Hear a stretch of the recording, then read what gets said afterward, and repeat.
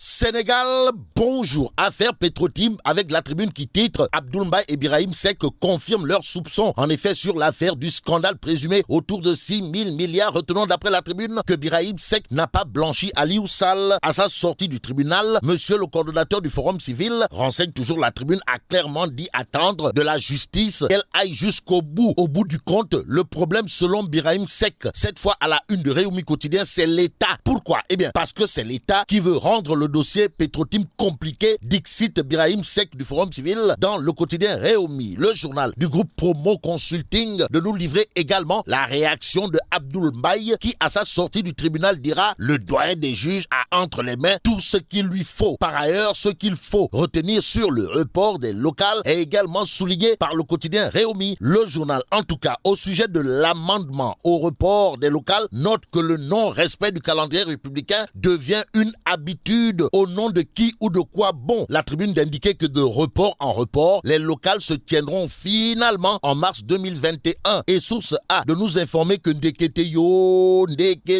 c'est l'opposition et c'est l'opposition qui a bétonné l'exposé des motifs vers le report des locales en mars 2021. Pourquoi c'est l'opposition? Eh bien, source A de nous informer en tout cas que pour avoir exigé qu'il soit impérativement procédé à l'audit du processus électoral, à l'évaluation de la présidentielle du 24 février 2019, à des discussions approfondies sur l'opportunité de maintenir le parrainage et entre autres, seule l'opposition est responsable du report des locales en mars 2021. Quoi qu'il en soit, le Témoin quotidien qui s'interroge spécifiquement au blocage du dialogue national barre sa une d'une interrogation, à savoir et si Macky était le véritable responsable? En tout cas, le Témoin quotidien sous la plume de mon confrère Mamadou Oumar Ndiaye alias Grand Mon semble noter dans son article qu'indexé Famara Ibrahima Sagna dans cette situation de blocage au niveau du dialogue national, c'est se tromper royalement de cible. Ce que cible comme actualité, le journal Enquête gravite autour du report des locales et entre autres règlements du calendrier électoral. Sur ce point, c'est le dilatoire flagrant au sommet, révèle Enquête. S'agit-il d'un acte visant à prendre toujours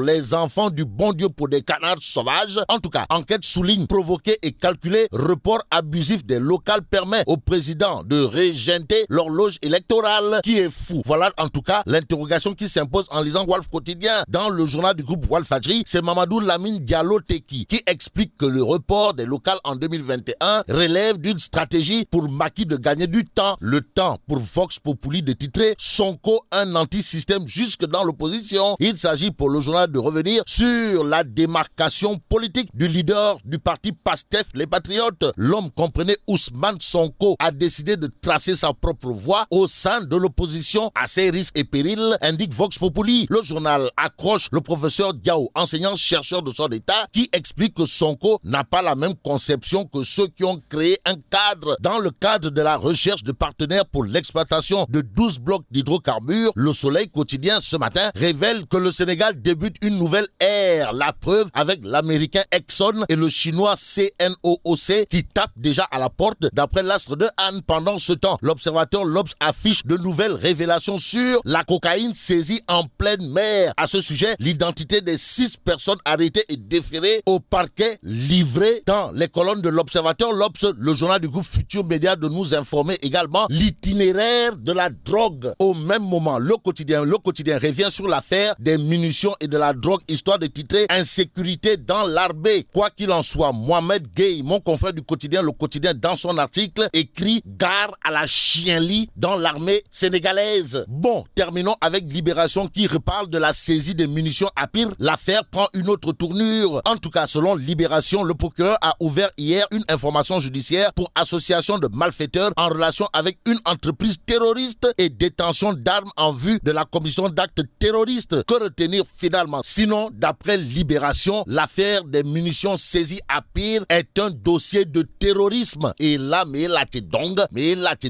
Wow, il faut nous dire, bon, vive le Sénégal. Bon.